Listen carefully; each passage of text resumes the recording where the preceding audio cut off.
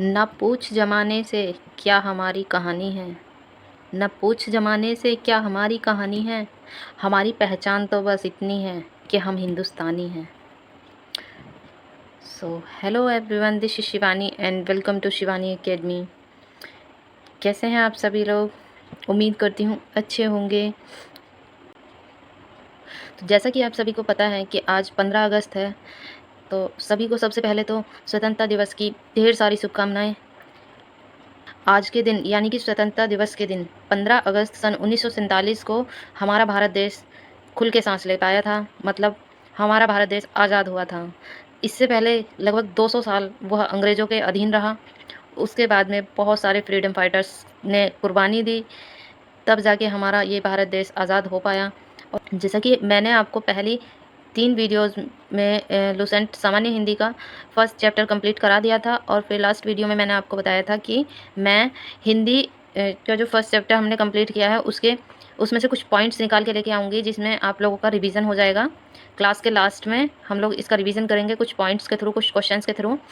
तो वही मैं आज लेकर के आई हूँ। आज हमारी जो बुक है उसका सेकंड चैप्टर अभी नहीं चलेगा, वो हम कल से करेंगे। आज हम करेंगे कुछ super fast revision.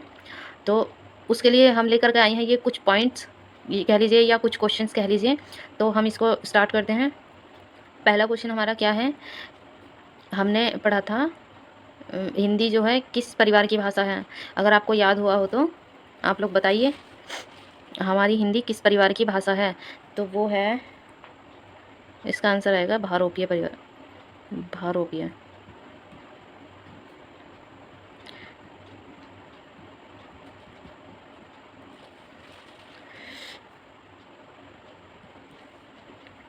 Next question है हमारा, हिंदी भाषा का जन्म हुआ, मीन्स हिंदी भाषा का जन्म किससे हुआ है?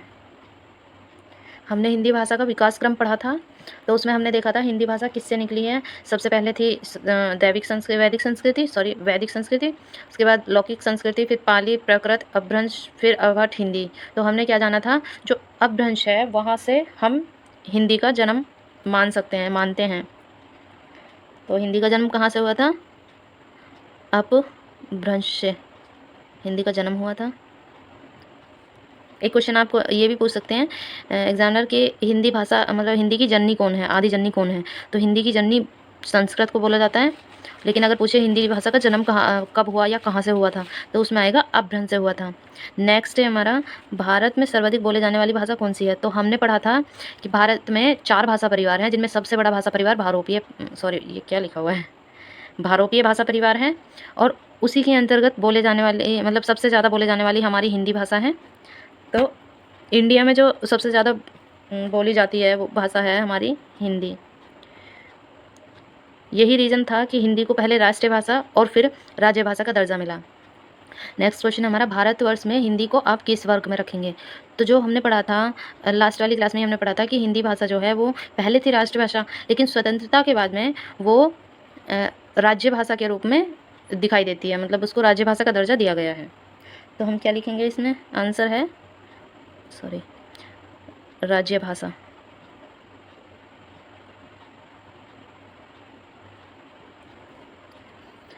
नेक्स्ट क्वेश्चन हमारा, हिंदी भाषा किस लिपि में लिखी जाती है?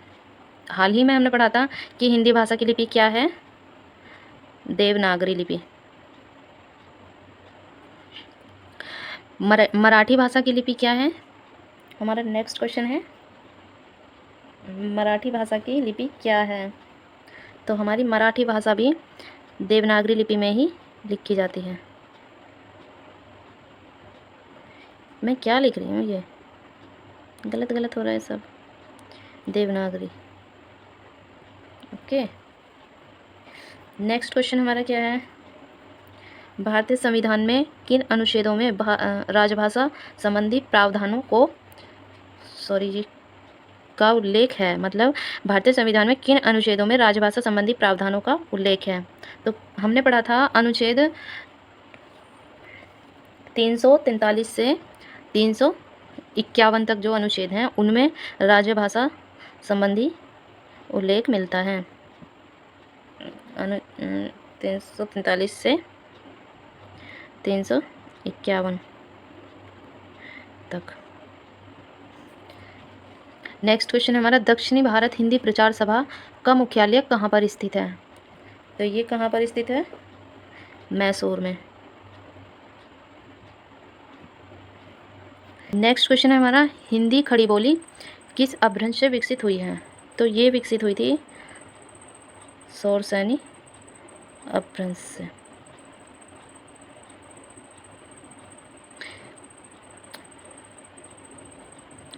खड़ी बोली, पूर्वी हिंदी, राजस्थानी, गुजराती, ये सब शौरसेनी अपभ्रंश से हुई थी।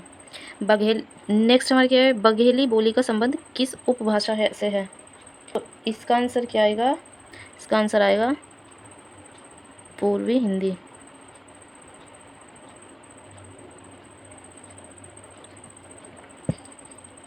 नेक्स्ट क्वेश्चन हमारा आता है, हिंदी की आदि जननी किसे कहा जाता है? देखिए आ गया वो क्वेश्चन। एक तो था हिंदी भाषा का जन्म किससे हुआ है, और दूसरा अब ये आ गया हिंदी की आदि जननी किसे कहा जाता है? तो हिंदी की आदि जननी कहा जाता है, मैंने आपको भी बताया था थोड़ी देर पहले, आप लोग बताइए ज़रा कमेंट करके किसको कहा जाता है आदि जननी हिंदी की? तो वो कहा जाता है संस्कृत को।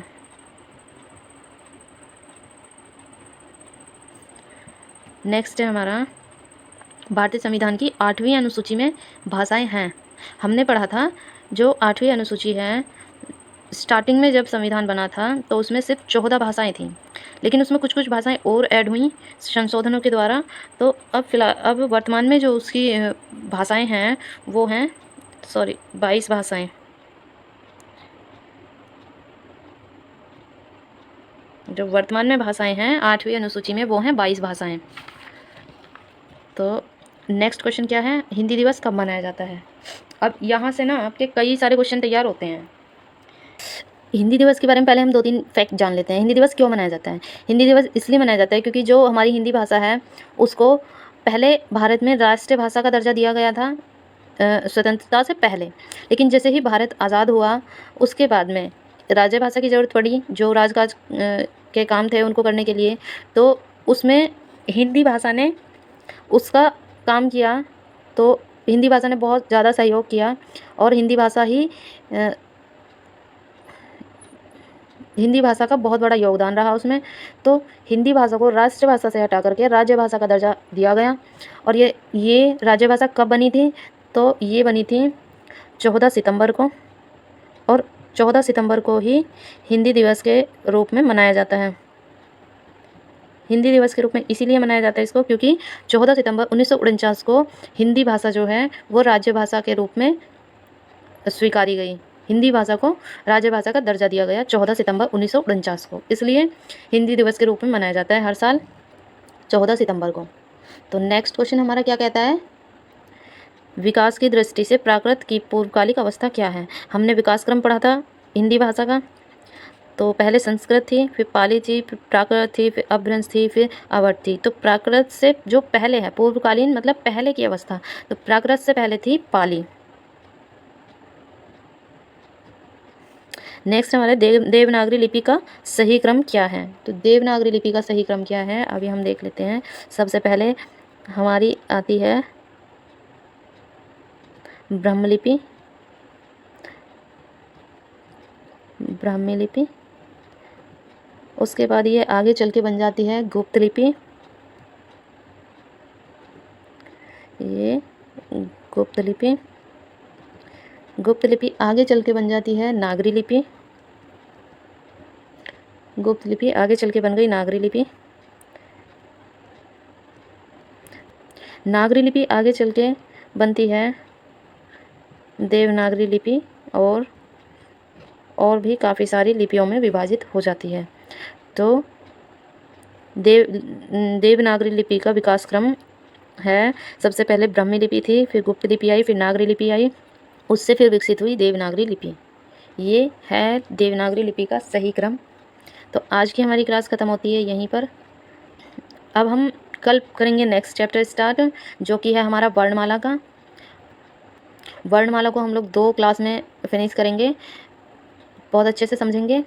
तो मिलते हैं नेक्स्ट क्लास में, तब तक के लिए टाटा एंड टेक केयर।